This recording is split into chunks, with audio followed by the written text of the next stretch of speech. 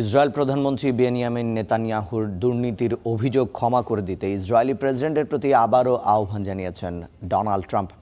ইসরায়েলের president Isaac হারজগের প্রতি এই আহ্বান জানান তিনি। হারজগের প্রতি নিন্দা জানিয়ে ট্রাম্প বলেন, 5 বার প্রতিশ্রুতি দিয়েও তিনি নেতানিয়াহুকে ক্ষমা করেননি।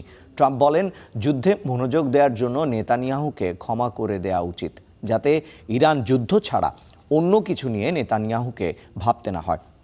তবে প্রেসিডেন্ট হারজগের দপ্তর জানায়, ইসরায়েল যেহেতু যুদ্ধাবস্থায় আছে, তাই নেতানিয়াহুর ক্ষমার অনুরোধের বিষয়টি তিনি এখন বিবেচনায় নিচ্ছেন না।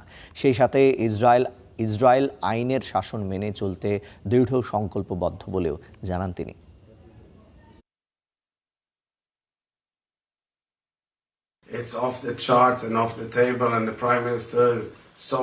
আমি সবকিছুই গুরুত্বের সঙ্গে বিবেচনা করব, তবে অবশ্যই ইসরায়েলের আইন পালন করতে আমি বাধ্য।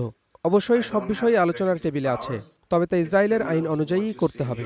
আমি প্রেসিডেন্ট ট্রাম্পকে অত্যন্ত সম্মান করি, তবে এই বিষয়টি ইসরায়েলের অভ্যন্তরীণ একটি মামলা, তাই আমি এ বিষয়ে সিদ্ধান্ত দিতে বাধ্য নই।